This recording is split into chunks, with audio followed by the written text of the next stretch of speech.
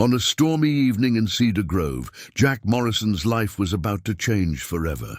A single dad working 2 jobs to keep his family afloat, he never expected to become a hero. But when he saw a car sinking in the floodwaters, he didn't hesitate. He dove in, risking everything to save a stranger trapped inside. Little did he know that this woman wasn't just another victim of the storm. She was someone whose identity would turn his world upside down. 3 days later, a private jet landed in his small town, bringing with it an offer that seemed impossible to believe. But who was this mysterious woman he saved, and why did her rescue set such extraordinary events in motion? Before we jump back in, tell us where you're tuning in from.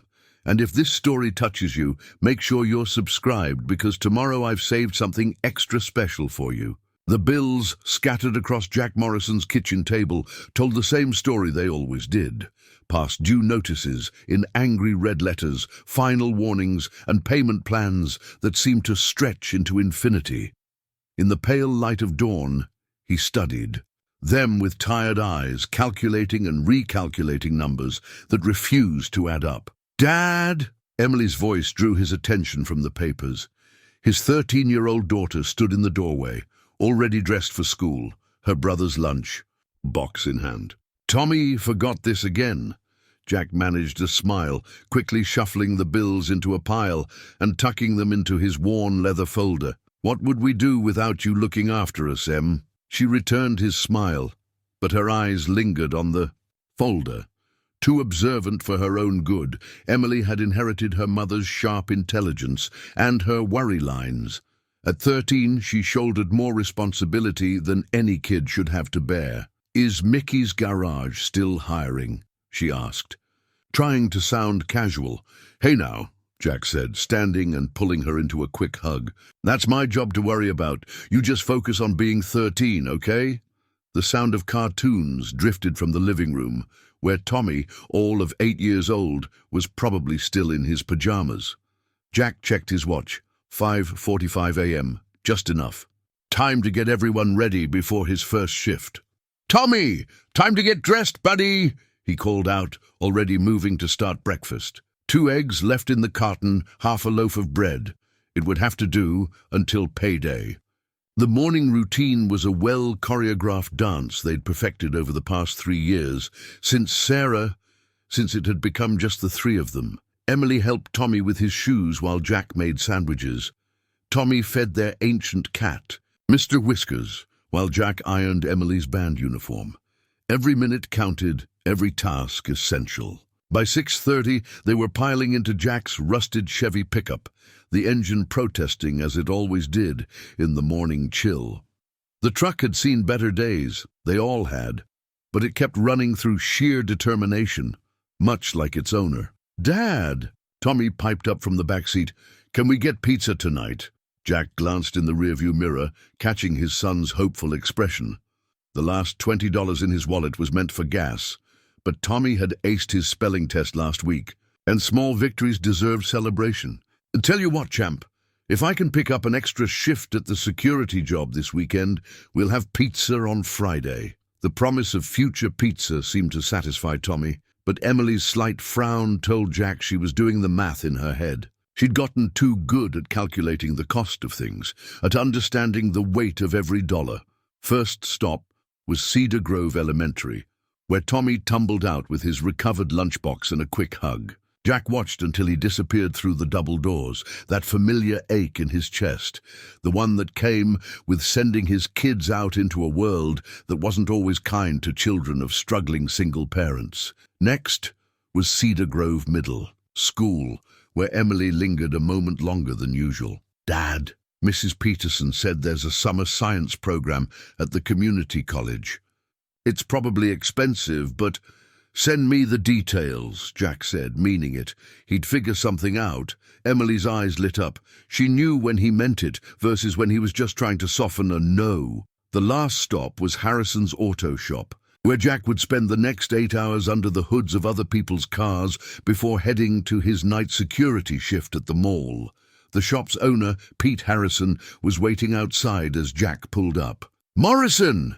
Pete called out, his expression grim. Got a minute? Jack's stomach tightened. In this economy, a boss wanting a minute before shift rarely meant good news. He climbed out of the truck, the folder of bills seeming to burn in his back pocket. "Listen," Pete began. "You're one of my best mechanics, but corporate's breathing down my neck about overtime.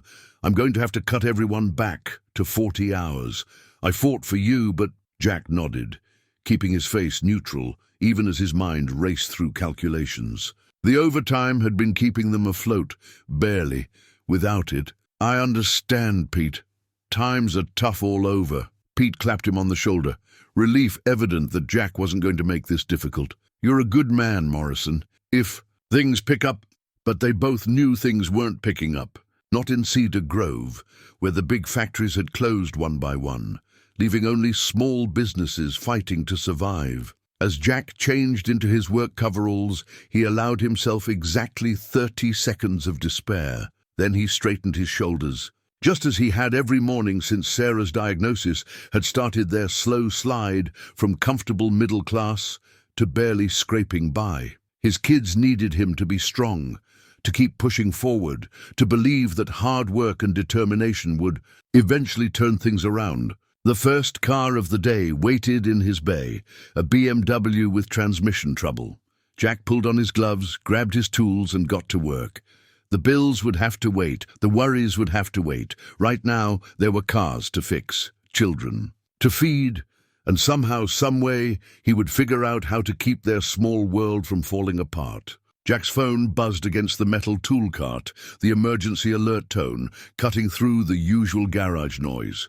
He slid out from under the BMW, wiping his hands on a shop rag as he checked the message. Flash flood warning. Cedar Grove and surrounding areas. Heavy rainfall expected. Seek higher ground. Avoid flood-prone areas. Through the open garage door, he could see dark clouds gathering on the horizon, heavy and ominous. Their house sat near Cedar Creek, not usually a problem, but with the ground already saturated from weeks of spring rain. "Morrison!" Pete called from the office. "School's closing early." Storm's looking worse than they thought. Jack's heart rate quickened. Emily could walk home from the middle school, but Tommy— He checked the time. 1:45 p.m. His shift ended at 4-hour day. "Pete, I need to—" "Go." Pete waved him off. "Get your kids. Weather service says this one's serious." The pickup's wipers could barely keep up with the rain as Jack navigated through streets already starting to puddle. Wind whipped debris across the road. Branches, trash bins, someone's lawn furniture. The radio crackled with updates. Unprecedented rainfall amounts. Emergency services advise, stay off roads if possible. Cedar Grove Middle School's parking lot was chaos when Jack arrived. Parents rushed through the rain, children huddled under jackets and backpacks. He spotted Emily immediately standing, under the awning, phone in hand. "Dad," she jumped into the truck. "I was just about to call. They're evacuating everyone near the creek." "I know, honey. We're getting Tommy, then grabbing some things from the house." The elementary school was worse. Dozens of cars lined up, horns honking, parents calling out names. Tommy's teacher, Mrs. Rodriguez, was shepherding kids through the downpour. "Mr. Morrison!" she waved, pointing toward the gym. "Tommy's inside!" Jack found his son sitting with a group of children clutching his backpack. "Dad, are we having an adventure?" "Something like that, buddy." Jack managed a reassuring smile. "We need to move fast, okay?" The drive home was tense. Streets that had been merely wet 20 minutes ago now had standing water. The creek, usually visible from Bridge Street, had risen to just below its banks. Their small house looked vulnerable against the darkening sky. Jack ushered the kids inside, already mentally cataloging what they needed. Important documents, medications, a change. Of clothes, his phone buzzed again. Another alert. "Dad?" Emily's voice held a note of fear he hadn't heard since Sarah's final days. "The water's coming up the yard." She was right. The creek had breached its banks. Water crept across their back lawn, inch by inexorable inch. "New plan," Jack announced, forcing confidence into his voice. "Emily, get the emergency kit from the hall closet. Tommy, grab Mr. Whisker's carrier. We're going to Aunt Linda's." They worked quickly, moving with the efficiency of a family used to handling crises together. Jack grabbed the leather folder of documents, Emily's science fair trophies, the photo album from the top shelf. The wind howled, rain hammering against the windows like it wanted in. As they loaded the truck, a sound cut through the storm. Someone honking desperately, repeatedly. Jack peered through the curtain of rain. On bridge. Street barely visible through the deluge, a car was stranded in rapidly rising water. "Stay here," he ordered, but Emily was already pulling out her phone, dialing 911. "All emergency services are currently experiencing high call volumes." The car's horn blared again, more frantic now. Jack could see someone moving inside, pressing against the windows as the water rose. The current was picking up, swirling around the vehicle with dangerous force. He thought of Sarah, of promises made in quiet hospital rooms. Keep them safe, keep them together. But he also thought of what she'd say if she knew someone needed help and he'd done nothing. "Emily," he said, pulling off his jacket, "call Aunt Linda, tell her we're coming, but I have to help first. Lock the doors. Don't leave the truck." "Dad, no. I'll be right back." He squeezed her hand, trying to convey certainty he didn't feel. "Take care of your brother." The rain was cold, the wind bitter. As Jack waded into the rising water, he heard Tommy's voice behind him. "Dad's gonna save them, right, Em?" The water reached his waist, then his chest. The stranded car rocked slightly in the current. Inside, a woman's face appeared at the window. Eyes wide with terror, Jack pressed forward, every step a battle against the flood. The current hit Jack like a physical blow, threatening to sweep his feet out from under him. Each step required total concentration. The water was numbingly cold, filled with debris, branches, trash, pieces of fencing ripped from nearby yards. Through the rain, he could see the car more clearly now. A black luxury sedan, its hood already submerged. The woman inside pressed her hands against the window. Even through the rain-streaked glass, Jack could see she was trying to remain calm, but her eyes betrayed her terror. The water inside the car had reached her waist. "I'm coming," he shouted, though the storm probably swallowed his words. "Try your window." She shook her head, gesturing at the controls. The electrical system was dead, 20 feet away, 15. The current grew stronger with each step. Jack's years of mechanical work had built his strength, but the flood was a relentless opponent. A piece of debris, someone's garden shed maybe, floated past, missing him by inches. From the truck, he heard Emily's voice carrying over the storm. "You can do it, Dad." 10 feet. The car shifted ominously in the current. Water was seeping. In faster now, reaching the woman's chest. She had pressed herself against the roof, trying to find the last pocket of air. Jack reached the car's driver's side, gripping the door handle for stability. The woman's face appeared in the window beside him. Up close, despite her fear, he noticed an air of elegance about her. Expensive clothes, carefully styled hair, now wet and plastered to her face. "Back up!" he shouted, miming his intention. When she nodded and moved away from the window, Jack picked up a chunk of concrete that had broken free from someone's landscaping. It took 3 tries, but the window finally shattered. Water rushed. In faster. The woman gasped as the cold hit her, but she remained focused, following Jack's lead as he reached in through the broken window. "Give me your hands," he had to shout over the storm. "Push from inside while I pull." She was surprisingly strong, coordinated even in crisis. Together they managed to get her through the window. Jack caught her as she came through, keeping them both from being swept away by the current. "Can you swim?" he asked. "Yes, but—" Her words were cut off as the car shifted again, this time dramatically. The current had caught it fully now, threatening to pull it, and them, into deeper water. "Hold on to me," Jack ordered. "We'll go sideways to the current, back to my truck." She gripped his shoulder, and together they began the arduous journey back. The flood seemed twice as strong now, or maybe his strength was fading from the cold. Every few feet, they had to pause, brace against the current, find new footing. Behind them, there was a great groaning sound of metal and water. The sedan was being swept away, rolling once before disappearing into the murky torrent. The woman shuddered against him, but kept moving. Halfway back, her heel caught on something underwater. She stumbled, and for a heart-stopping moment, Jack thought they would both be swept away. But he managed to brace himself, one arm around her waist, the other gripping a partially submerged street sign. "Almost there," he encouraged. Though he couldn't feel his feet anymore, he could see Emily and Tommy's faces pressed against the truck's windows. The sight gave him renewed strength. 5 more feet. 4. 3. Finally, his hand found the truck's hood. Emily had already opened the back door, and together they helped the woman climb in. Jack pulled himself in after her, his whole body shaking with cold and adrenaline. "Dad!" Tommy launched himself from the front seat, wrapping wet arms around Jack's neck. Emily was already pulling emergency blankets from their kit, handing them to both adults. "Thank you," the woman said, her voice surprisingly steady despite everything. I don't even know your name." "Jack Morrison." He tried to smile through chattering teeth. "And you're welcome, Ms." She hesitated just for a moment. "Chen, Victoria Chen." She wrapped the blanket tighter around herself, and Jack noticed her glance at his worn truck interior, the shabby emergency kit, taking in their circumstances with keen eyes.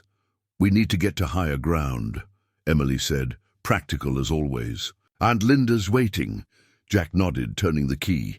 The engine coughed once, then roared to life, reliable as always when it mattered most. "Miss Chen, we're heading to my sister-in-law's house. It's on the hill, away from the flood. You're welcome to come, at least until emergency services can reach you." "That's very kind," she said, pulling something from her sodden jacket pocket, a phone in a waterproof case. She typed quickly, then looked up. "But I've already arranged for assistance. If you could drop me at the Hillside Hotel, I'd be grateful." As Jack navigated through the flooded streets, he caught glimpses of her in the rear-view mirror. Despite her dripping hair and ruined clothes, she maintained an aura of composure, of someone used to controlling her environment. She made several brief phone calls in what sounded like Mandarin, her tone clipped and businesslike. When they reached the hotel, she turned to Jack. "Mr. Morrison, I won't forget this." She reached for her purse, but Jack shook his head. "No need, Ms. Chen. Anyone would have done the same." She smiled, a knowing look in her eyes. "No, Mr. Morrison, they wouldn't have." She stepped out into the rain, then turned back. "You'll be hearing from me." As they drove away, Tommy waved at her through the back window. "Dad, is she a princess?" Jack laughed, relief making him lightheaded. "Nobody, just someone who needed help." But Emily, ever observant, watched the hotel recede in the mirror. "Dad," she said quietly, "that was a Patek Philippe watch she was wearing. Those cost more than our house." Jack glanced at his daughter, wondering when she'd learn to recognize luxury watches. "Come on," he said. "Aunt Linda's probably worried sick." As they drove up the hill toward safety, none of them noticed the black SUV that pulled up to the hotel or the efficient-looking men in suits who hurried to meet Victoria Chen at the entrance. Aunt Linda's house was organized chaos when they arrived. She'd already taken in 3 other families from the creek area, and the living room looked like a refugee camp. The smell of her famous chicken soup filled the air. "Jack Morrison, you foolish brave man!" Linda pulled him into a fierce hug, ignoring his wet clothes. "Emily called and told me what you did. I swear you're just like Sarah, never could walk past someone who needed help." The mention of Sarah brought the usual bittersweet ache, but today it was different. Maybe it was the adrenaline still coursing through his system, or maybe it was the strange encounter with Victoria Chen. But for the first time in years, the pain felt more like a warm memory than an open wound. "Here," Linda thrust dry clothes into his hands. "These are Mike's old things. They should fit. Tommy, honey, I've got hot chocolate in the kitchen." As Jack changed in the bathroom, he could hear the news playing in the living room. The reporter's voice carried through the door. Unprecedented flooding in Cedar Grove. Emergency services report multiple rescues, including a dramatic incident where a local mechanic saved a stranded motorist. He emerged to find Emily, glued to her phone, her eyes wide. "Dad, you're trending on local Twitter. Someone got a video of the rescue." Sure enough, there he was, grainy and distant in the rain, helping Victoria Chen through the car window. The clip had already gathered thousands of views. "My dad's a hero," Tommy announced proudly to the room at large, causing several adults to smile and nod. But Jack's attention was caught by something else. A silk scarf left behind on his truck's back seat, deep blue with an intricate pattern. He picked it up, intending to have it cleaned and returned, when he noticed the label, Hermes. Emily appeared at his elbow. "Dad, look at this." She held up her phone, showing a business news website. The headline made his stomach drop. "Chen, global CEO caught in flood drama." The article showed a photo of Victoria Chen, dry, polished, powerful, standing at a podium. The woman he'd pulled from the flood had been wearing the same watch, the same subtle pearl earrings. Chen Global? Linda peered over their shoulders. The tech company? They're huge in Asia. Sarah used to talk about their innovation in medical technology. Jack sat heavily on the stairs, the silk scarf still in his hands. The CEO of a global corporation. No wonder she'd seemed so composed, so quick to arrange her own pickup. No wonder she'd looked at his truck that way. She probably spent more on coffee each month than he made in a year. His phone buzzed. Unknown number. "Mr. Morrison." A crisp, professional voice. "This is James Wu, Ms. Chen's executive assistant. She asked me to ensure you and your family are safe and comfortable. Do you require any assistance with accommodations or supplies?" "No, we're fine, thanks. My sister-in-law..." "Excellent. Ms. Chen also requested that I verify your contact information. She'll be in touch personally once the situation stabilizes." Before Jack could respond, the line went dead. Emily, who had been listening, raised her eyebrows. "Dad, do you know what this could mean? Chen Global is expanding into American markets. They're looking for manufacturing locations and their medical technology division." "Hey," Jack interrupted gently, "let's not get ahead of ourselves. She's just being polite about the rescue." But even as he said it, he remembered Victoria Chen's parting words. "You'll be hearing from me." There had been something in her tone, something that suggested she wasn't a woman who made idle statements. Tommy appeared with 2 mugs of hot chocolate, carefully carrying them like precious cargo. "One for you, Dad, and one for Emily." "Aunt, Linda said sugar helps with shock." Jack pulled his son close with one arm, taking the hot chocolate with his other hand. Outside, the rain continued to fall, but the emergency alerts had stopped. The worst of the storm was passing. "Dad?" Tommy asked, settling against him. "Can we check on our house tomorrow?" "Of course, buddy. First thing." But as his children drank their hot chocolate and Linda's house slowly settled into evening routines, Jack couldn't shake the feeling that the storm had changed more than just the landscape of Cedar Grove. Something else had shifted. Something he couldn't quite name yet. He carefully folded Victoria Chen's silk scarf and tucked it away in his still damp jacket. Whatever tomorrow brought, today had reminded him that sometimes the biggest changes came from the smallest choices, like stopping to help a stranger in the rain. The Cedar Grove Gazette's headline read, "Local Mechanics Heroic Rescue of Global CEO." Jack stared at his own photo beneath the text. Someone had caught him just as he was helping Victoria Chen from the floodwaters. The image was dramatic. He had to admit, rain driving sideways, floodwaters swirling, his expression intense with concentration. "They made you look like Superman," Emily said, sliding into their usual booth at Joe's diner. It was their first breakfast out in months, but Pete had insisted, saying the overtime he'd cut could at least buy them a decent meal. "More like a wet rat," Jack replied, but he couldn't help smiling at Tommy's proud grin as their regular waitress, Rita, approached. "Well, if it isn't Cedar Grove's hero." Rita set down 3 plates of pancakes. "On the house," she insisted. "Jack Morrison, I always knew you were one of the good ones, But saving the CEO of Chen Global? That's something else. I just helped someone who needed it, Jack said. But Rita was already hurrying off to tell another customer about how she'd been serving breakfast to Jack for 15 years, even before he was famous. The diner was busier than usual, and Jack noticed people stealing glances their way. His phone had been buzzing non-stop with messages from old friends, distant relatives, even his high school football coach. But the most intriguing messages were the ones he couldn't quite explain.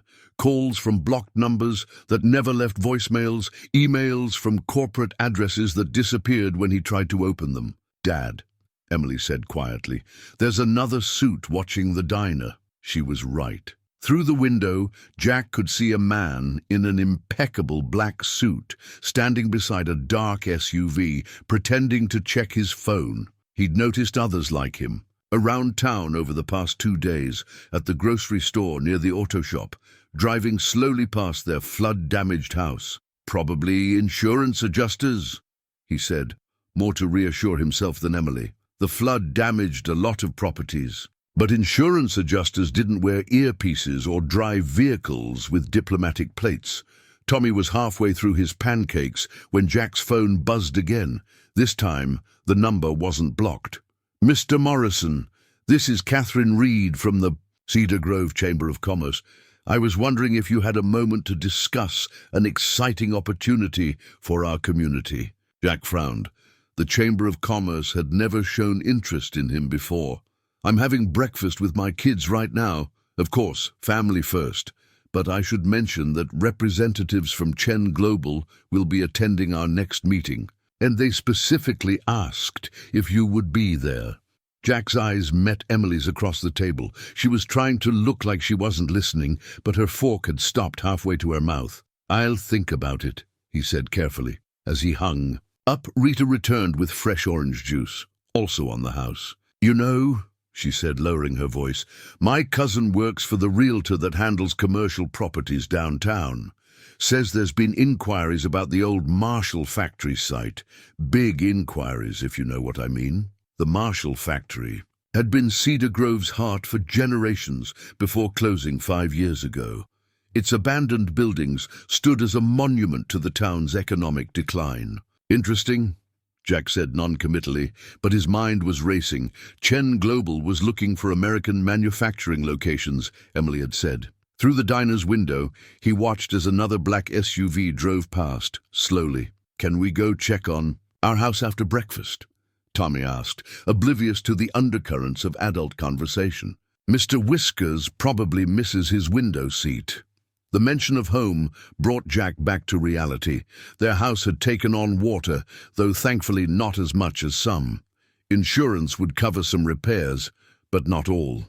The bills in his leather folder hadn't disappeared just because he'd helped someone important. "Sure, buddy, we'll head there next." As they finished breakfast, more people stopped by their booth. Neighbors, old friends, even the mayor, all wanting to shake his hand, to be part of the story. Jack answered their questions politely, but kept his responses vague. Something told him that Victoria Chen's words, "You'll be hearing from me," were more than just a polite thank you. Outside, the sun had finally broken through the clouds. The flood waters were receding, leaving behind mud and debris, but also possibility. As they walked to his truck, Jack noticed Emily watching the man in the suit, who was now speaking quietly into his earpiece. "Dad," she said, "I think our lives are about to change." Jack helped Tommy into his booster seat, thinking about the bills in his folder, about Emily's science program, about the look in Victoria Chen's eyes when she'd said she wouldn't forget. "Maybe," he said, "but we're still us." The man in the suit nodded slightly as they drove past, and Jack had the distinct feeling that somewhere, in a much more expensive vehicle, Victoria Chen was making plans that would prove Emily right. The sound of jet engines wasn't common in Cedar Grove. When the sleek Gulfstream G650 descended from the morning clouds, its approach drew dozens of onlookers to the small municipal airport's chain-link fence. Among them stood Jack, Emily, and Tommy, summoned by a precisely worded email that had arrived the previous evening. "That's $100 million airplane," Emily whispered, her phone already out and researching. "It's Chen Global's corporate jet. They only have 3 in their whole fleet." Jack adjusted his tie, borrowed from Pete, along with the suit that fit almost well enough. After a week of mysterious phone calls and men in black suits, the email hadn't been entirely surprising, but its directness had been striking. "Ms. Chen requests the pleasure of your company. Your family is welcome to attend." The jet's wheels touched down with barely a whisper, its white surface gleaming in the morning sun. It taxied with elegant precision before coming to rest near the small terminal building. For a moment, nothing happened. Then the door opened. Stairs descended, and 2 familiar figures emerged. Victoria Chen looked nothing like the dripping woman Jack had pulled from the flood. In a perfectly tailored charcoal suit and subtle pearls, she radiated authority. Behind her came James Wu, her assistant, carrying a sleek leather portfolio. "Mr. Morrison," she smiled, extending her hand, "thank you for coming. And these must be Emily and Tommy." "Hi," Tommy said shyly, while Emily managed a polite nod, her eyes wide as she took in the jet behind them. "Shall we?" Victoria gestured toward the terminal building, where Jack could see a conference room had been prepared. Through the windows, he spotted refreshments, flowers, and what looked like presentation materials. "Actually," Jack said, surprising himself with his boldness, "if we're going to talk about whatever this is, I'd prefer somewhere more familiar. There's a coffee shop down the street." "Better yet," Victoria interrupted smoothly, "why don't you show me your town? James can follow with the children in the car." Minutes later, Jack found himself walking Cedar Grove's main street beside one of the world's most powerful CEOs. Victoria Chen moved with easy grace, her designer heels somehow managing the uneven sidewalk. "Your community has good bones," she said, pausing to study the empty Marshall factory in the distance. "Strong infrastructure, strategic location, skilled workforce. But it's hurting, like a lot of small towns," Jack agreed. When Marshall closed, they left behind more than empty buildings. They left behind people like you, Mr. Morrison, people who understand the value of hard work, of community, of doing the right thing even when it's difficult. They stopped at the corner where Bridge Street crossed Main. The flood damage was still visible, mud lines on buildings, debris caught in fences. "I've spent the past week learning everything about you, Mr. Morrison," Victoria continued.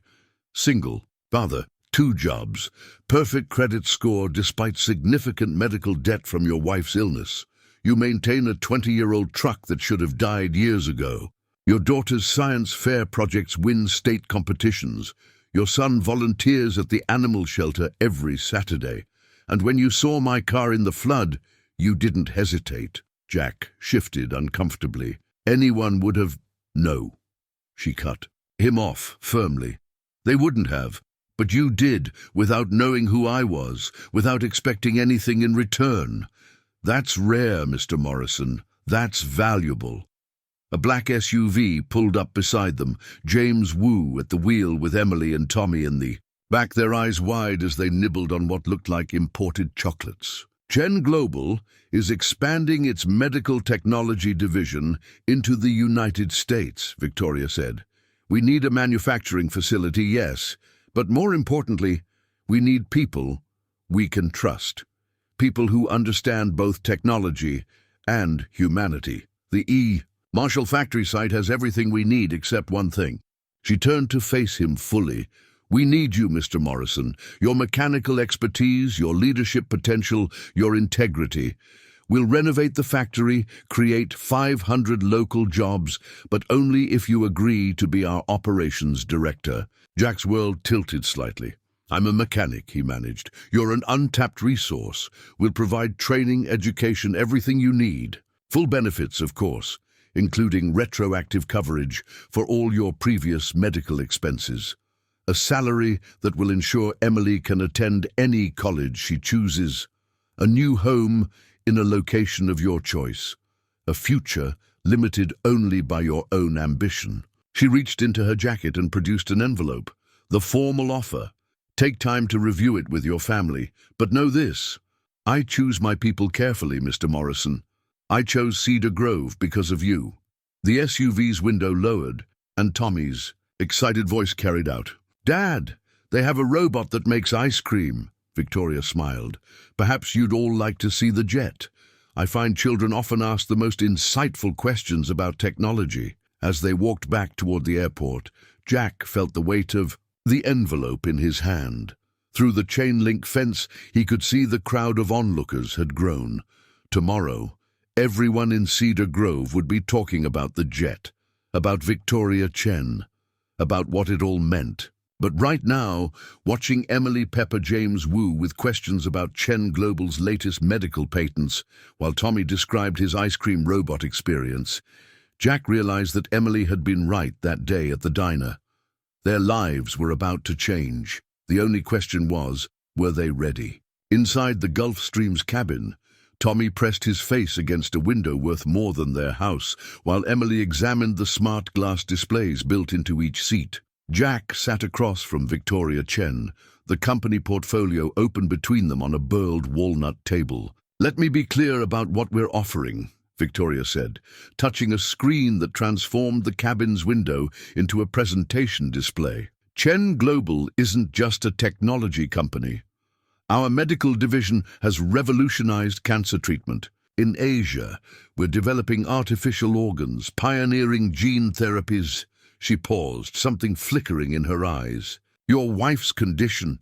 Our new treatment protocols might have given her more time. Jack's throat tightened.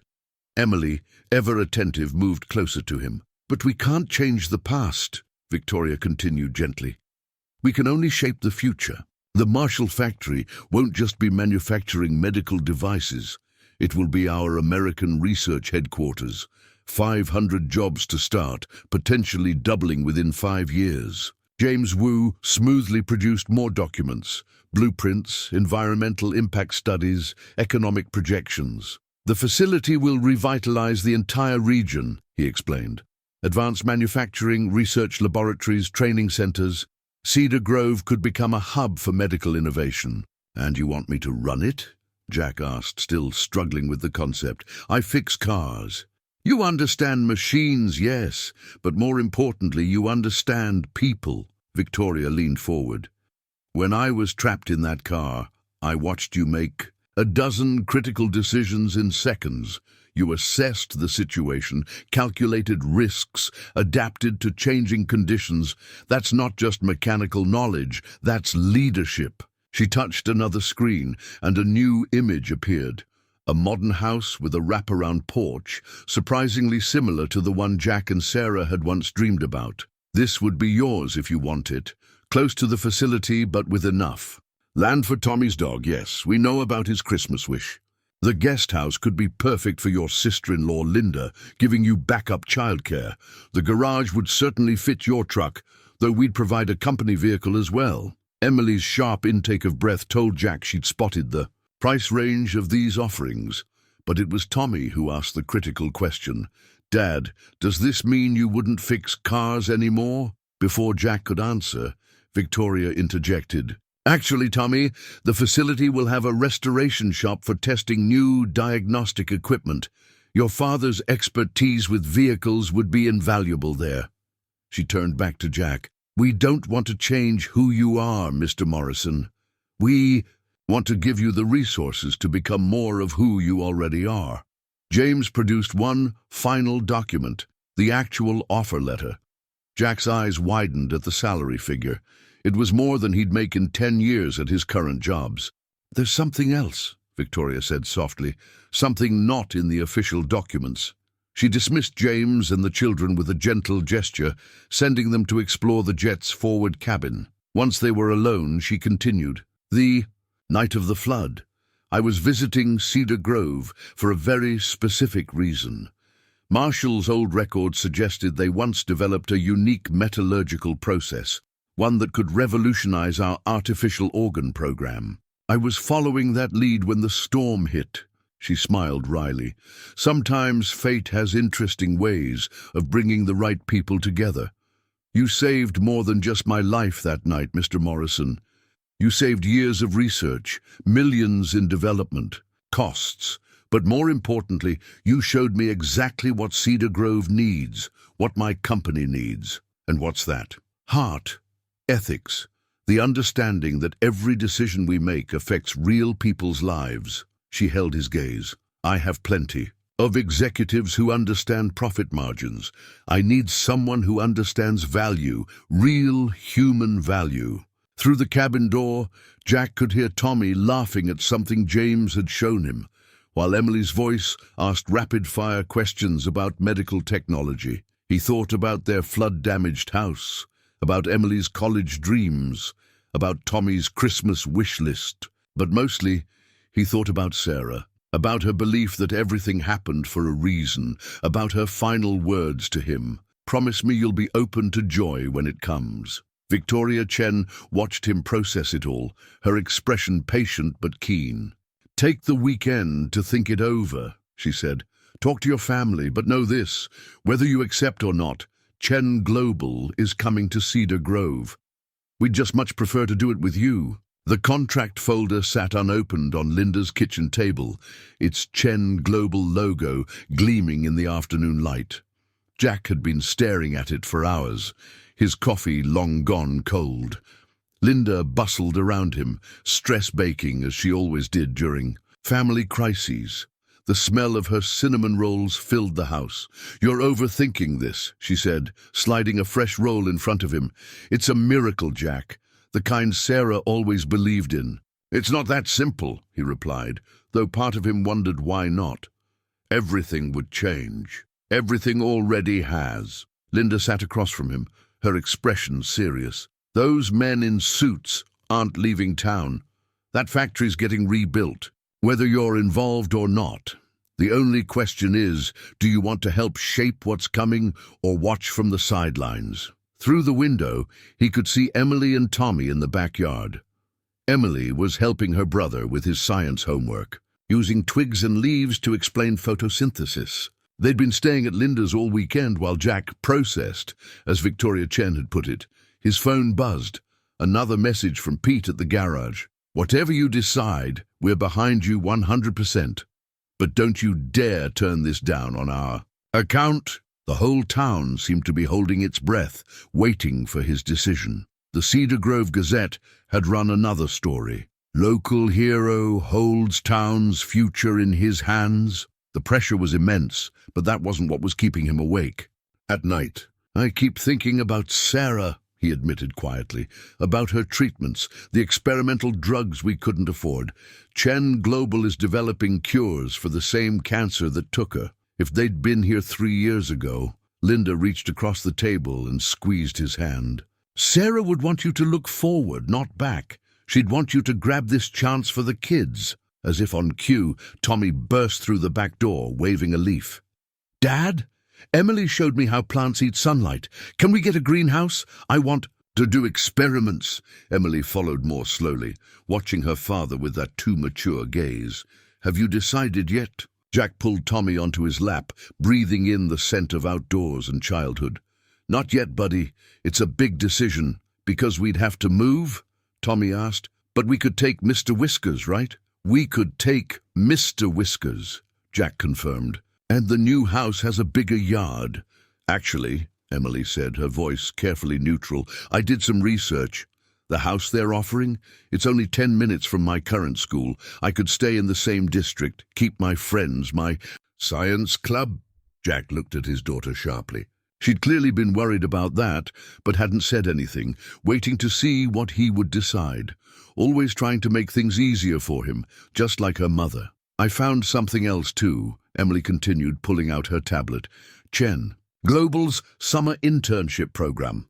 They take high school students interested in medical research, the kind of research that... She paused, glancing at Tommy. That might have helped Mom. The silence that followed was heavy with unspoken emotions. Linda busied herself with the dishes, wiping away tears she thought no one could see. Jack opened the contract folder, finally reading through the details. The salary was life-changing, but it was the other provisions that caught his eye: comprehensive family health coverage, education funds for both children, job training programs, relocation assistance. Victoria Chen had thought of everything. There was something else too, handwritten on a post-it note in elegant script. The Marshall factory's metallurgical secrets could save thousands of lives. Help me find them. VC. Tommy squirmed in his lap, reaching for a cinnamon roll. Dad, if you get a new job, will you be happy? Because when you come home from the garage sometimes, you look really tired. Out of the mouths of babes. Jack looked at his son, then at Emily, then at Linda. They were all watching him, supporting him, but also waiting for him to give them permission to hope for something better. He thought about Sarah again, but this time not about her illness. He thought about her laugh, her determination, her absolute conviction that life had a way of opening doors just when you needed them most. "You know what?" he said, pulling out his phone. "I think it's time to call Ms. Chen." Emily's face broke into a wide smile, while Tommy cheered, not fully understanding, but happy because everyone else was. Linda went to get fresh coffee, muttering about miracles and answered prayers. But as Jack dialed the number he'd been given, he realized this wasn't just about saying yes to a job. It was about saying yes to possibility, to change, to the future, to all the things Sarah had always believed in. The keys to the new house felt impossibly heavy in Jack's hand. Brass, not steel like their old house. These were the kind of keys that opened solid wood doors with precision-crafted locks. He stood in the driveway, Emily and Tommy beside him, all three staring up at what would be their new home. "It looks like a movie house," Tommy whispered, clutching Mr. Whisker's carrier. The cat meowed in agreement. The house did look almost unreal. White columns, wraparound porch, mature maple, trees shading the lawn, but it was the garage that caught Jack's eye. A 3-bay workshop with gleaming tools and equipment he'd only dreamed of using. "Ms. Chen said it's yours." James Wu appeared beside them, his usual tablet replaced by a stack of papers. "She thought you might want a proper space to keep your mechanical skills sharp." Emily was already halfway up the front steps, but she turned back. "Dad, are we allowed to go in?" "It's our house, honey." The words felt strange in his mouth. "We can go in." The interior was a perfect blend of luxury and comfort. Hardwood, in floors, but with areas already marked for Tommy's play space. A state-of-the-art kitchen that somehow reminded Jack of Sarah's dream kitchen. And upstairs, "My room has a science corner," Emily's voice echoed down the stairs. "Dad, there's a telescope." Tommy found his room next, complete with space-themed wallpaper and a reading nook shaped like a rocket ship. "Look, Mr. Whiskers has his own window seat." Jack followed James through the house as he explained the features: smart home systems, security measures, energy-efficient everything. But it was the small details that kept catching his eye. Photos of his family already framed on the walls. Emily's science fair ribbons mounted in her room. Tommy's artwork from kindergarten carefully preserved in the kitchen. "Ms. Chen had her team study your old house," James explained, noticing Jack's surprise. "She wanted to preserve what mattered, while upgrading what needed changing." In the master bedroom, Jack found Sarah's old jewelry box on the dresser, the one that had been water-damaged in the flood. It had been perfectly restored, its cherry wood gleaming. "How did you—" "Ms. Chen believes in respecting history while building the future," James said simply. "The movers will bring the rest of your things tomorrow, but she thought you might want to spend the first night here, get a feel for the place. The kitchen's fully stocked." He handed Jack a final envelope. "Your new security credentials for the factory. Orientation starts Monday, but take the weekend to settle in. The restoration team is already doing preliminary work on your truck." In the garage. After James left, Jack found his children in the kitchen. Emily was examining the fancy coffee maker, while Tommy pressed his nose against the French doors leading to the backyard. "Dad, there's a tree house. Can we go look?" "After dinner," Jack promised. How about we break in that kitchen first? As they cooked together, something they hadn't done since the flood, Jack watched his children slowly relax into the space. Tommy stopped checking if he was allowed to touch things. Emily quit taking pictures to show Linda and started actually using the kitchen tools. By the time they sat down to eat, it felt almost normal. Almost. "I miss our old house a little," Tommy admitted over pasta. "But I like that Mr. Whiskers is happy here." The cat had indeed claimed his window seat, looking quite pleased with his upgraded surroundings. "Change is hard," Jack said, remembering Sarah's words from long ago. "But that doesn't mean it's bad." Emily twirled pasta on her fork, thoughtful. "Mom would have loved this kitchen." "Yeah," Jack smiled. "She would have." Later, after Tommy was asleep in his new room and Emily was testing out her telescope, Jack stood on the back porch. The treehouse silhouetted against the stars, the warm lights from inside spilling onto the lawn, the distant shape of the Marshall factory where work crews were already preparing for Monday. His phone buzzed with a text from Victoria Chen. "The house satisfactory?" He looked through the French doors at his children, at their faces bright with possibility, at the way they were already making this space their own. "It's perfect," he typed back. Thank you," came the reply. "See you Monday, Operations Director Morrison." Jack slipped the phone back into his pocket, feeling the weight of the new house keys. They didn't feel quite so heavy anymore. Jack stared at the training manual on his desk, its contents a mix of familiar mechanical principles and entirely new concepts. "Advanced Biomechanical Integration Protocols," read one header. "Synthetic Organ Manufacturing Standards," read another. His new office overlooked the factory floor, where crews were already installing equipment that looked more suited to a sci-fi movie than a manufacturing plant. "Overwhelming, isn't it?" Victoria Chen stood in his doorway, looking perfectly at ease in the controlled chaos of the developing facility. "But notice how the basic principles align with automotive systems. A heart pump isn't so different from a fuel pump when you think about it." She was right. As Jack flipped through the manual, he began seeing the connections.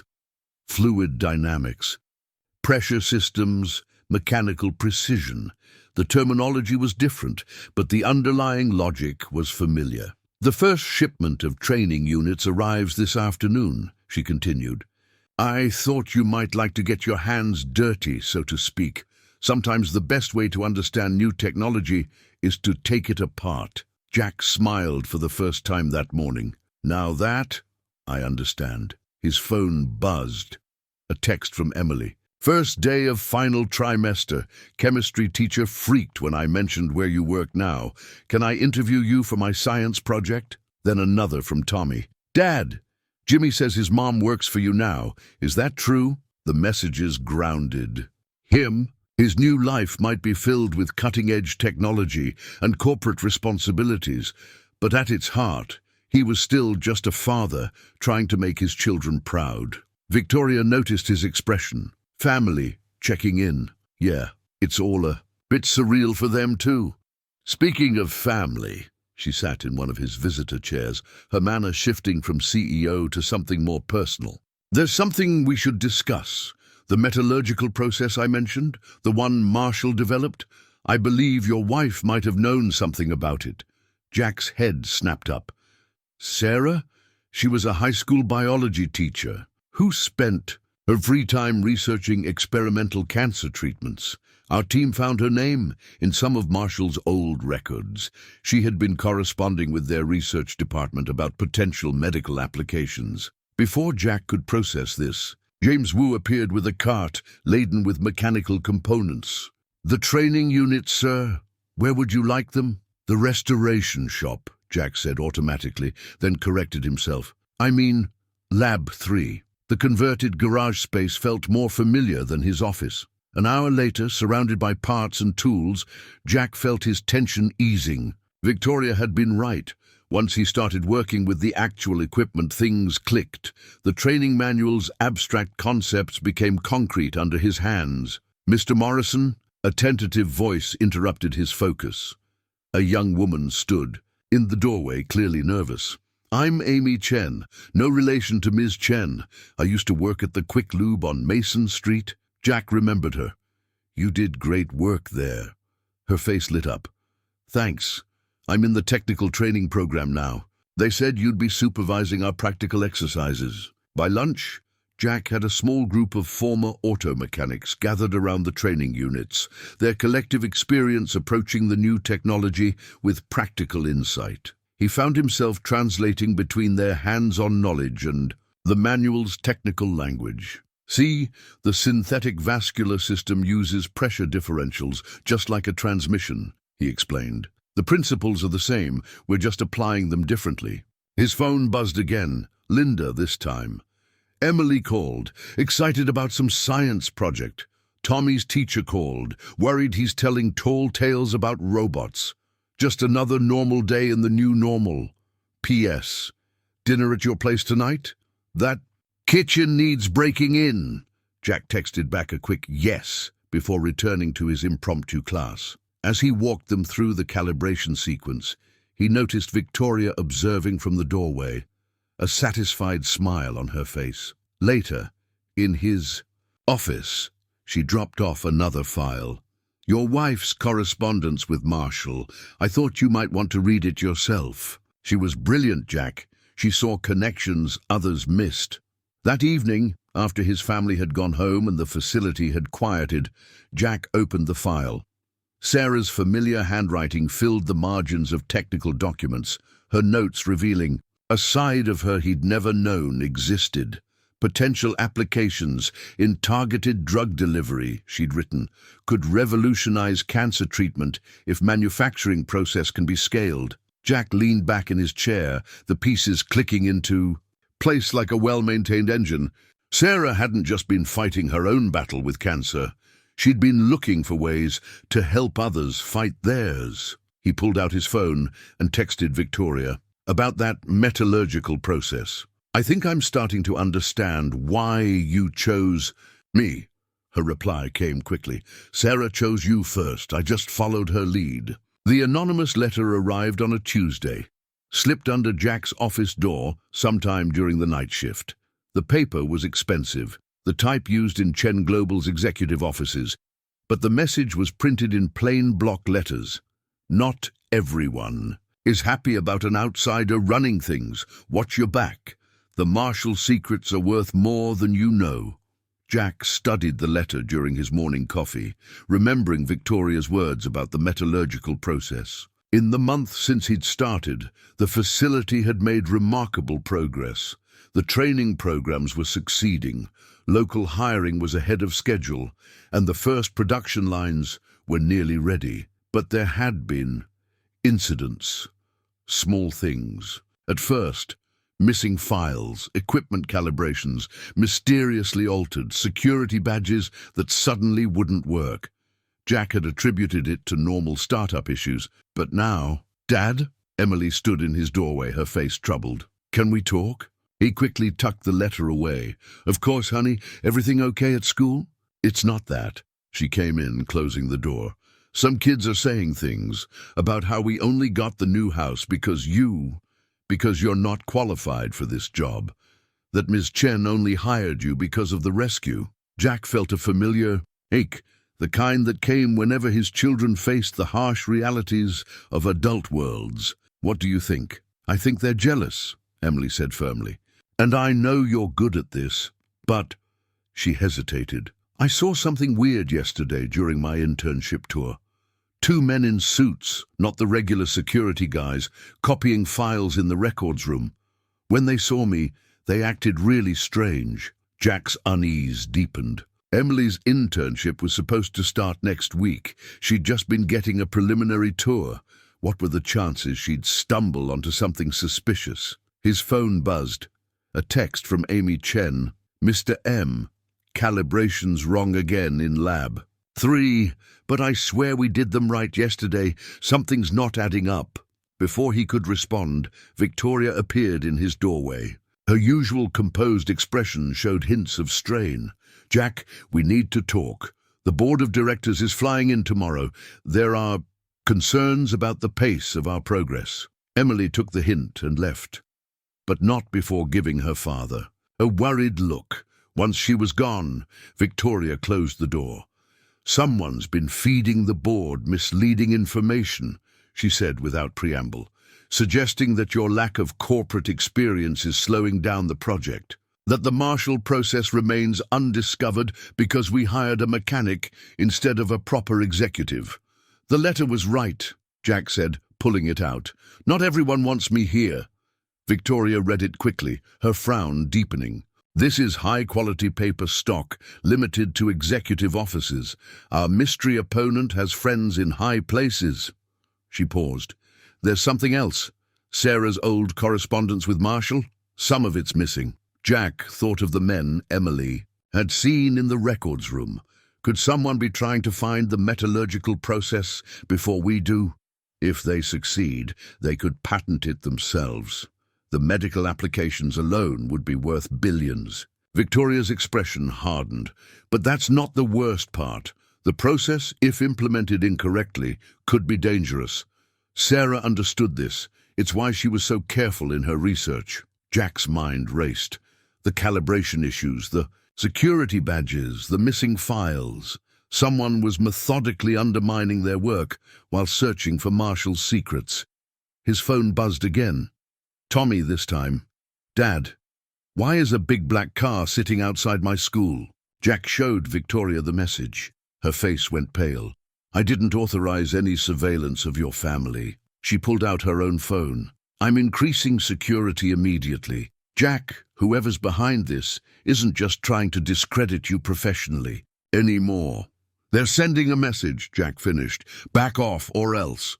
He thought of his children, of Sarah's research, of the lives that could be saved or lost depending on who found Marshall's process first. The anonymous letter suddenly felt heavy in his hand. Victoria watched him carefully. "The board arrives tomorrow. I can't protect your position if they vote against us. We need to find proof of what's really going on, and we need to find it fast." Jack stood, his decision made. "Then let's stop reacting and start investigating. After all," he managed a grim smile, "I'm pretty good at fixing things that are broken." Jack's security badge shouldn't have worked at midnight. As operations director, his access was officially limited to business hours, a security protocol he'd helped design himself. But tonight, the red light turned green, and the door to the records room clicked open. "Someone's altered your permissions," James Wu whispered beside him. "Recently." After the anonymous letter, Victoria's trusted assistant had become Jack's unlikely ally in their after-hours investigation. The records room was dark, except for the dim glow of emergency lights and the blinking of servers.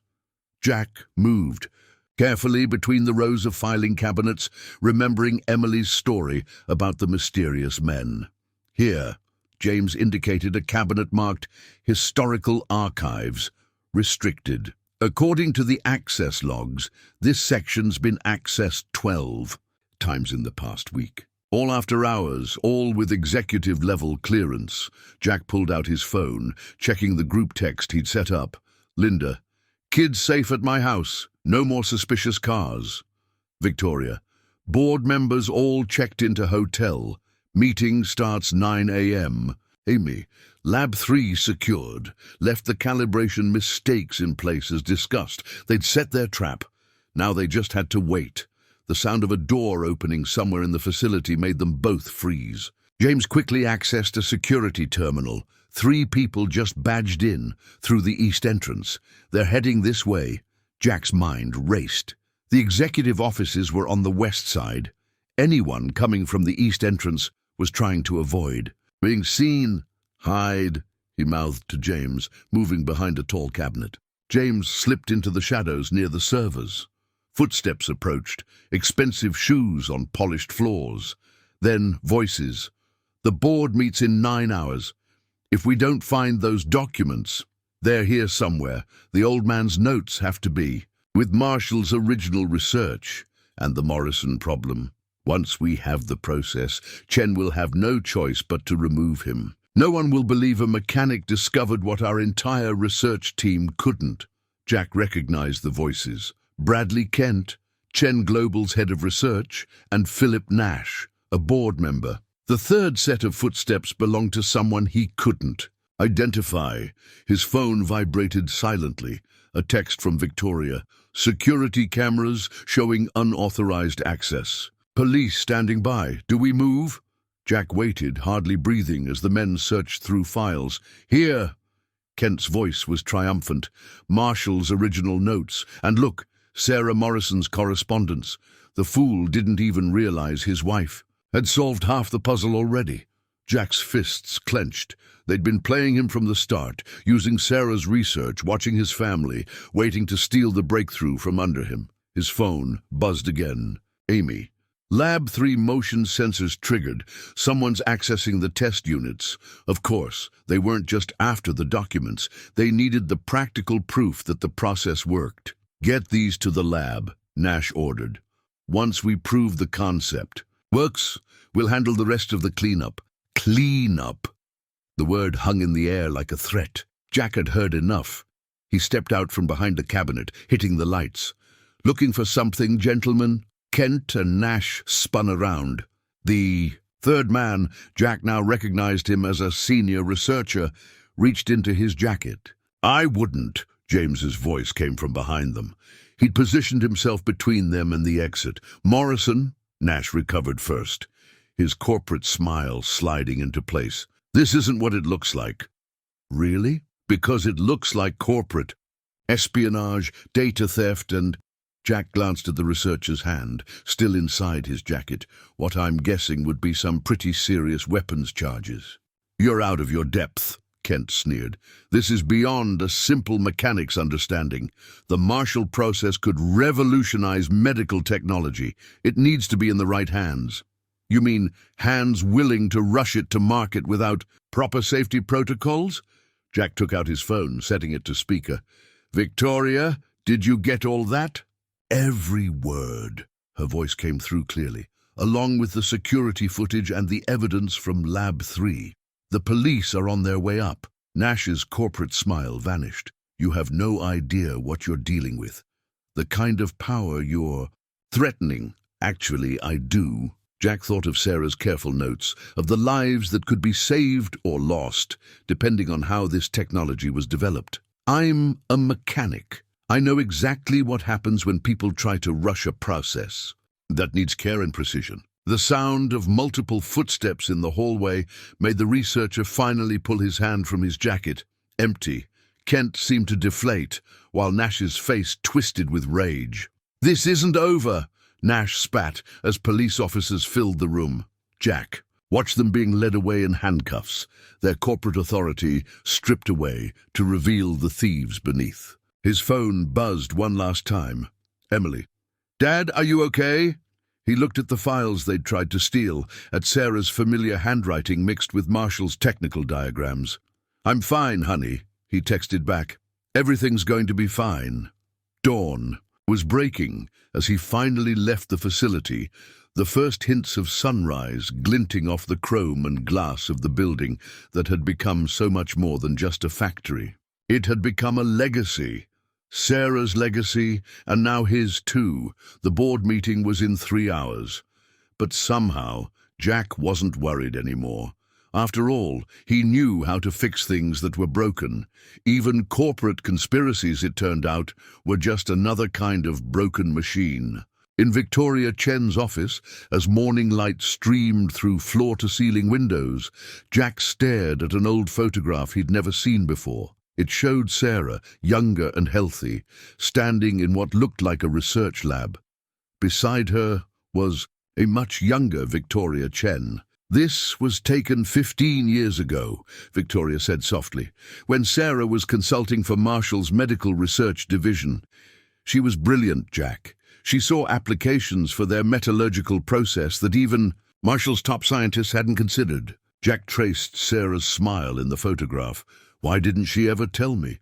The work was classified. And then Marshall started rushing things, cutting corners. Sarah refused to compromise on safety protocols. She resigned and went back to teaching. Victoria paused, but she never stopped researching. She kept working on the problem, refining the process, especially after her diagnosis. The boardroom down the hall was filling with executives, but this moment felt more important than any corporate meeting. "That's why you were really in Cedar Grove that night," Jack said, the pieces finally fitting together. "You were looking for Sarah's research." Victoria nodded. "When I became CEO, I started tracking down Marshall's old projects. Sarah's name kept appearing in the archives. Her approach to the metallurgical process was revolutionary, combining practical mechanical understanding with medical applications. Just like someone else I know." Jack thought about the training manual, how easily he'd understood the connections between automotive systems and medical devices. "She taught me more than I realized." Kent and Nash thought the process was just about manufacturing efficiency, Victoria continued. They never understood what Sarah saw, that the real breakthrough was in precision control, in understanding how mechanical principles could improve medical delivery systems. A knock at the door interrupted them. James Wu entered with a tablet. The police finished their preliminary investigation. Kent and Nash were working with a private equity firm. They were planning to steal the process and start a competing company. Using Sarah's research, Jack felt a fresh wave of anger. They would have rushed it to market without proper testing, just like Marshall tried to do 15 years ago. Victoria took the tablet from James, reviewing the information. The board's waiting, ready to face them. Jack looked again at the photograph of Sarah. She'd faced down corporate pressure, chosen integrity over profit. He could do no less. The boardroom fell silent as they entered. Jack carried Sarah's original research notes, carefully preserved in their folder.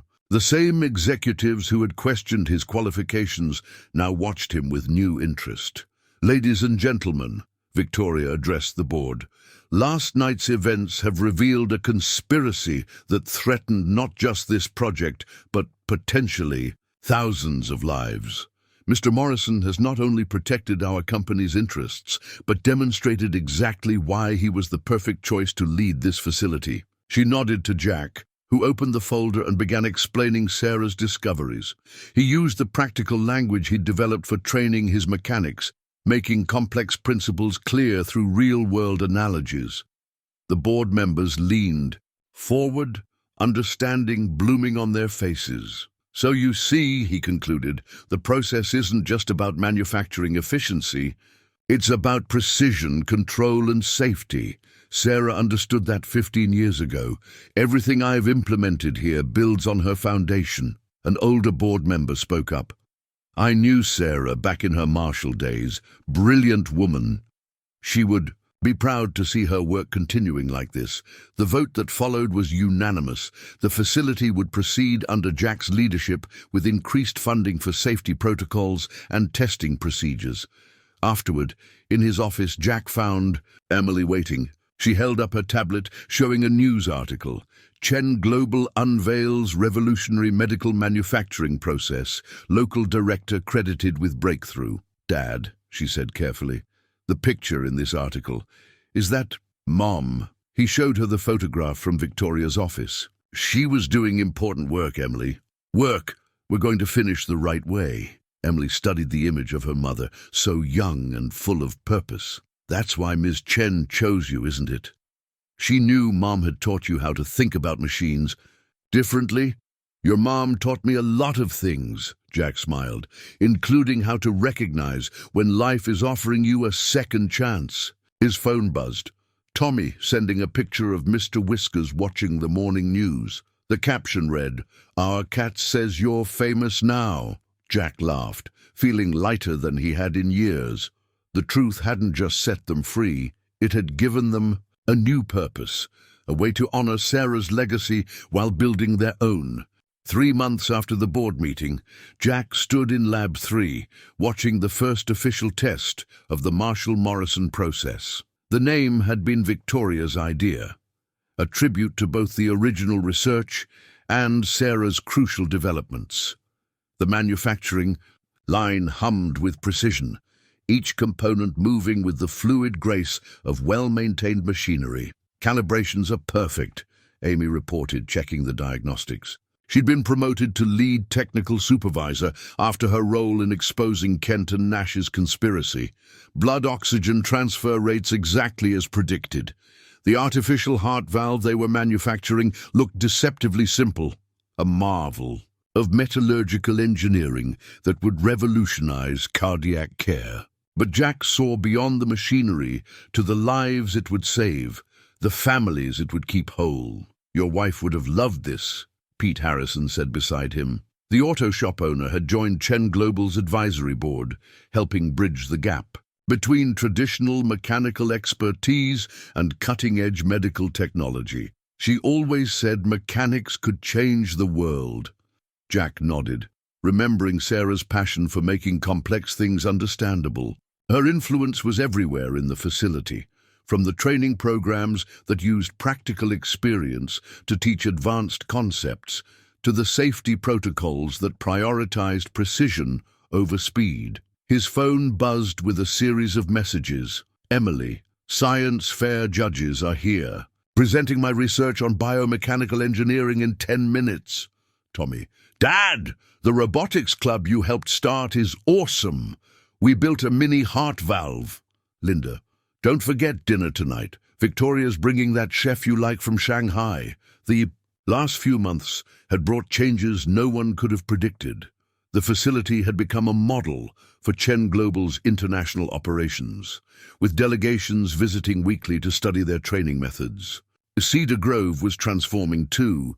New businesses opening, housing developments breaking ground, young families moving in for the high-tech jobs. Mr. Morrison, James Wu appeared at his elbow. The partnership agreement is ready for your review. The document formalized what they'd all known was coming. Jack would oversee the global implementation of the Marshall-Morrison process, traveling to Chen Global facilities worldwide to establish training programs and safety protocols. But Cedar Grove would remain his home base, the place where it had all started. Also, James added with a slight smile, Ms. Chen asked me to remind you about tomorrow's ceremony. Ah yes, the ceremony. The facility's official dedication would include the unveiling of something Jack hadn't quite gotten used to yet. A wall in the main lobby featuring 2 portraits, Marshall's original team and Sarah in her teaching lab, inspiring the next generation of innovators. Dad! Tommy's voice echoed across the lab. He wore his junior engineer badge proudly as he ran up, followed by his robotics club mentor. We did it! The mini-valve works just like the big one. Jack lifted his son, marveling at how naturally Tommy moved through this high-tech environment. That's amazing, buddy. Ready to show your sister at dinner? Yeah. Emily said she'd help me understand the math better. She's really smart about that stuff, just like Mom was.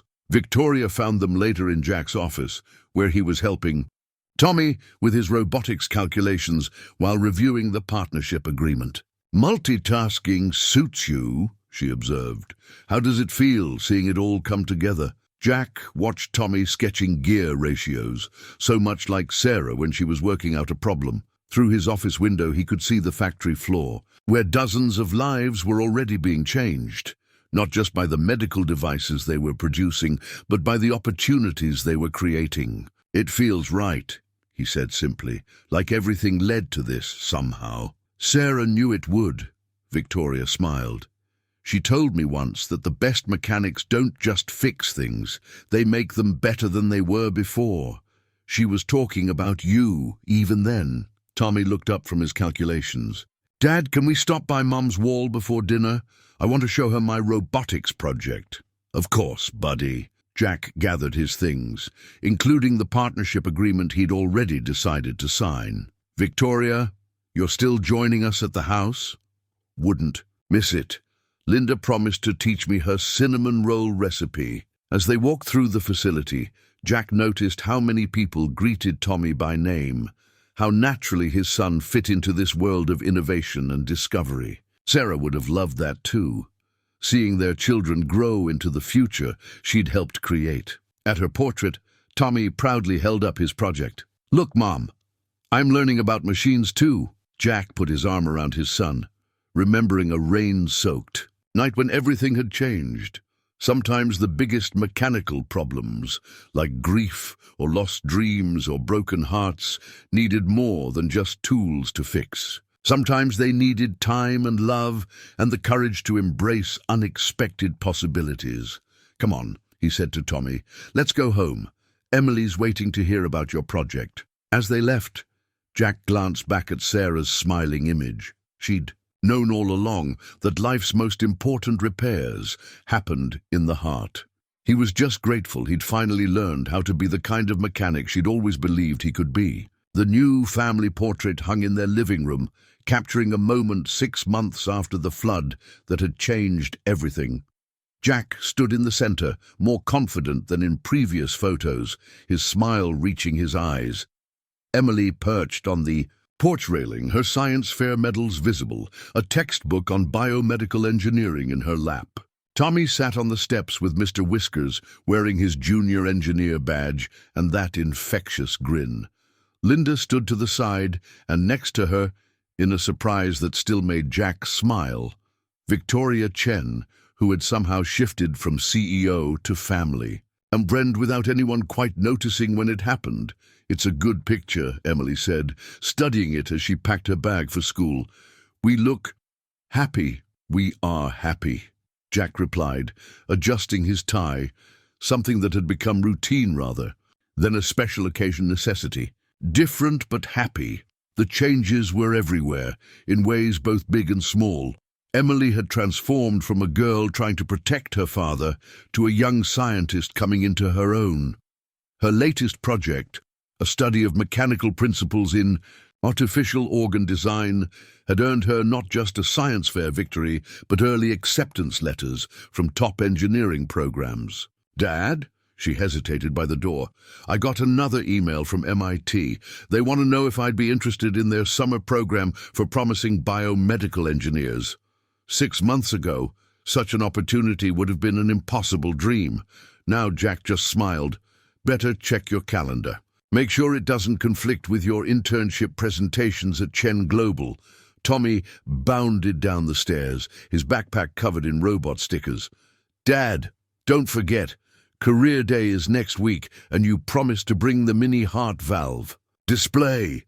The same boy who once shyly hid behind his sister now led tours of the robotics club he'd helped create, explaining complex mechanical concepts to visitors with infectious enthusiasm. His teachers had noticed the change too. He was suddenly excelling in science and math, his natural curiosity finding an outlet in the world of engineering. "Already in the car, buddy, along with the safety gear for the whole class." Even Linda had been transformed by their new circumstances. She'd taken over community relations for the facility, her natural warmth making her perfect for helping Cedar Grove navigate its evolution from struggling small town to emerging tech hub. She'd also started dating again, specifically a certain Chen Global executive who'd been impressed by her famous cinnamon rolls. The morning routine had changed too. Instead of rushing between jobs, Jack could have breakfast with his kids. Instead of worrying about bills, they talked about projects, ideas, dreams. Mr. Whiskers still had his window seat, but now it overlooked a garden where Tommy conducted soil experiments for his science club. "Ready for the big presentation?" Emily asked as they headed out. Jack nodded. Today he would present the Morrison process to an international medical conference, streaming live from Cedar Grove. Sarah's research, combined with their practical innovations, was about to change lives around the world. "Nervous?" Tommy asked, buckling his seatbelt. "A little," Jack admitted. "But your mom always said a little nervous energy keeps you sharp." They picked up Linda on the way to school. She'd stayed late at the facility helping prepare for the conference. "Victoria called," she reported. "The first surgeon feedback is in. They're calling it a breakthrough in cardiac care delivery." At Tommy's school, his teacher waved from the doorway. "Mr. Morrison, Tommy's been telling us about the new pediatric valve designs. We'd love to have you demonstrate at next month's STEM fair." Emily's school was next. She gathered her things, then surprised Jack with a quick hug. "Mom would be really proud of us," she whispered, "all of us." As Jack finally pulled into his parking space at the facility, he saw his team gathered in Lab 3, preparing for the presentation. Amy was running final checks on the demonstration unit. Pete was explaining the mechanical principles to visiting doctors in the practical, clear way that had become their trademark. The portrait wall caught his eye as he entered, Sarah's smile still inspiring new generations of innovators. But now, her legacy wasn't just about what had been lost. It was about what had been found, built, and transformed. His phone buzzed one last time before the presentation. Emily, "Knocked my biology test out of the park." Tommy, "My robot has the steadiest hands in class." Linda, "They're ready when you are, boss." Victoria, "The world is waiting. Show them what Cedar Grove can do." Jack straightened his tie, Sarah's research notes tucked safely in his pocket where they always were. Some transformations happened in labs, some in boardrooms, but the most important ones happened in the heart. And thanks to one rainy night and a flood of changes nobody could have predicted, their hearts were fuller than ever. The travel tickets lay spread across Jack's kitchen island: Tokyo, Singapore, London, Stockholm. Each represented a Chen global facility waiting to implement the Morrison process, each a new horizon to explore. But these weren't just business trips anymore. They were family adventures. "I can't believe we're really going to Japan," Tommy said, carefully placing origami cranes he'd made around the tickets. He'd been practicing since learning that the Tokyo facility wanted to adapt their robotics program for local schools. "Can we see the robot museum?" "It's on the list," Jack assured him, watching Emily cross-reference flight times with her summer research schedule. She'd been invited to present her findings at medical technology conferences in 3 countries. The Singapore Symposium lines up perfectly with Tommy's robotics competition, she noted. And look, the London Medical Engineering program offered to let me audit classes while you're training their staff. It was a far cry from their lives a year ago, when a trip to the next county had seemed like a luxury. The doorbell rang, and Linda burst in, waving more papers. "The community exchange program is approved," she announced. "Cedar Grove will host international student engineers, and our local kids get to study abroad." Victoria's already talking about scholarships. Jack smiled, remembering his own words to Victoria months ago. "A mechanic who understands both machines and people." Now that philosophy was spreading globally, changing not just how medical devices were made, but how knowledge was shared. His phone lit up with a message from Victoria. "Paris facility confirmed. They're particularly interested in your training methods. Bring the family. Their robotics lab would be perfect for Tommy's next project." "Dad?" Tommy looked up from his origami. "Do you think Mom ever got to see these places?" "Some of them," Jack said softly.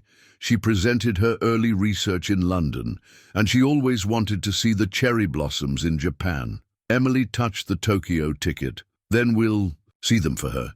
Take pictures, show her how her work has spread around the world." The Morrison process had become more than just a manufacturing technique.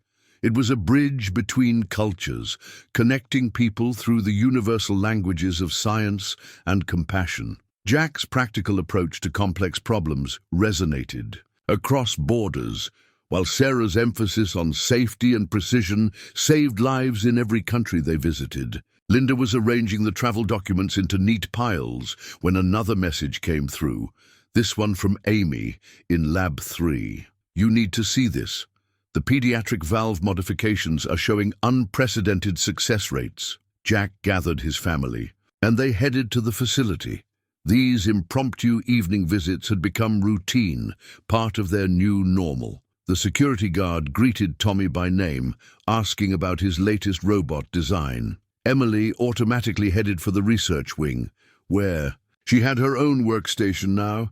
In Lab 3, Amy pulled up the test results. The modifications they'd made to Sarah's original process had allowed for micro-adjustments previously thought impossible. On the screen, a tiny heart valve moved with perfect precision, promising new hope for the youngest patients. "We're calling it the Sarah system," Amy said, "for the micro-calibration protocol." Jack felt Emily's hand slip into his. They watched the valve work, each beat a testament to how far they'd come from that rainy night when everything changed. "There's more," Amy continued. "Medical centers around the world are requesting our training program. They don't just want the technology, they want our whole approach, the way we blend practical experience with advanced theory." Tommy, who had been unusually quiet, suddenly spoke up. "Dad, could we maybe stay a few extra days in each place? To meet the local kids, see how they do things?" "Already planned for," Victoria said from the doorway. She joined them at the display, her presence no longer carrying the weight of corporate authority, but the warmth of family. Cultural exchange is just as important as technical knowledge. Later that night, back home, Jack found Emily in Sarah's old study, now converted into a shared workspace. She was mapping out their upcoming travels on a large wall atlas, marking each city with 2 pins, one for the facility they'd help and one for the local site Sarah had always wanted to see. "Mom's diary helped," she explained, showing him the worn book she'd found in the study's renovation. She wrote about all the places she dreamed of visiting. Look, she even made notes about local mechanics and engineering traditions. Jack read Sarah's familiar handwriting. Every culture has its own way of fixing things, of making broken parts whole again. The trick is to learn from them all. Tomorrow they would start preparing for their first international presentations. There would be passports to arrange, curricula to adapt, cultural customs to learn. But tonight, watching his daughter plot their journey across the globe, Jack realized they weren't just expanding their horizons. They were fulfilling Sarah's dreams in ways she could never have imagined. Tommy appeared with his latest origami creation, a delicate paper airplane. "For Mom," he said, placing it on the atlas, "so she can fly with us." The Cedar Grove Gazette sat framed on Jack's office wall, its headline now a year old: "Local Hero Saves CEO in Flood." Beside it hung the newest edition, "Morrison Process Saves Millionth Life." Both articles featured Jack's photo, but the man in the second looked different, more confident, more purposeful, like someone who had found his true calling. "Ready for the anniversary ceremony?" Victoria asked from his doorway. The facility was hosting a celebration, marking 1 year since the flood that had transformed their community. Almost. Jack straightened his tie, the one Sarah had given him years ago, saved from the floodwaters. Just waiting for the kids. The facility had changed too. Where empty halls once echoed, now researchers and mechanics worked side by side. The Marshall factory's old bones had been reimagined into a place of innovation and hope. Through the windows, Jack could see the town thriving, new businesses, new families, new energy. Emily arrived first, her intern badge now adorned with additional credentials. She'd just returned from presenting her research at an international medical conference in Tokyo. "The surgeons there are already requesting modifications to the process for specialized cardiac applications," she reported. "They say our practical approach is revolutionizing their training programs." Tommy burst in next, clutching his latest robotics project, a miniature version of their manufacturing line that had won first place in the global youth engineering competition. "Mr. Watkins says we can install it in the children's wing at the hospital, so kids can see how their new heart valves are made." Linda appeared last, organizing folders for the ceremony. She'd become the heart of their community outreach, turning technical innovations into human stories. "The original rescue video is ready for the presentation," she said, "though I still can't believe how young you all look in it." They gathered in the lobby, where Sarah's portrait watched over a space now filled with success stories. Photos of patients whose lives had been saved, letters from doctors around the world, awards for medical innovation. But pride of place went to a simple framed document, Sarah's original research notes, her elegant diagrams showing how mechanical precision could improve medical care. The ceremony itself was being held in the garden they'd built behind the facility, a space designed for healing and reflection. Patients who had received their valve implants mingled with engineers who had helped create them. Medical students learned from veteran mechanics. Children from the robotics club demonstrated their projects to visiting surgeons. As Jack took the podium, he saw faces that bridged his past and present. Pete from the garage, now head of their practical training program. Amy, leading a new generation of technical supervisors. James Wu, who had become like family. And at the center of it all, his children, no longer struggling to cope with loss, but thriving in a world of possibility. A year ago, he began, a flood changed Cedar Grove forever. But what looked like destruction turned out to be transformation. What seemed like an ending became a beginning. He gestured to the facility behind him. The Morrison process isn't just about manufacturing medical devices. It's about understanding that the most important repairs aren't always visible. Sometimes they happen in our hearts, in our communities, in the way we see our own potential. Tommy beamed from his front row seat, while Emily wiped away tears that matched Linda's. Victoria stood at the back, nodding in quiet satisfaction at how her leap of faith in a small-town mechanic had paid off beyond anyone's expectations. Sarah Morrison saw this potential years ago, Jack continued. She understood that combining practical wisdom with innovative thinking could change lives. Today, her vision has helped save 1 million hearts around the world. And in the process, it helped heal ours. After the ceremony, as the sun set over Cedar Grove, Jack found himself back in his office. The new Gazette article caught his eye again, but this time he noticed something in the background of the photo. Sarah's portrait, watching over it all. His phone buzzed with messages. Tommy, Dad, the hospital approved my robot display. Emily, Stockholm conference confirmed for next month. Linda, dinner at the house tonight? Victoria's bringing that chef again? Jack smiled, remembering a rain-soaked night when he'd plunged into floodwaters to save a stranger. He hadn't known then that he was also saving himself, his family, his community. He hadn't known that sometimes the biggest breakthroughs come disguised as disasters, that the best fixes require both heart and hands. The last light of day caught Sarah's wedding ring, which he still wore on a chain around his neck. But now it felt less like a weight and more like a compass, pointing toward a future she had helped create. One where broken things could be made whole again, where healing came in many forms, and where love, like the best engineering, found a way to build something stronger from what was broken.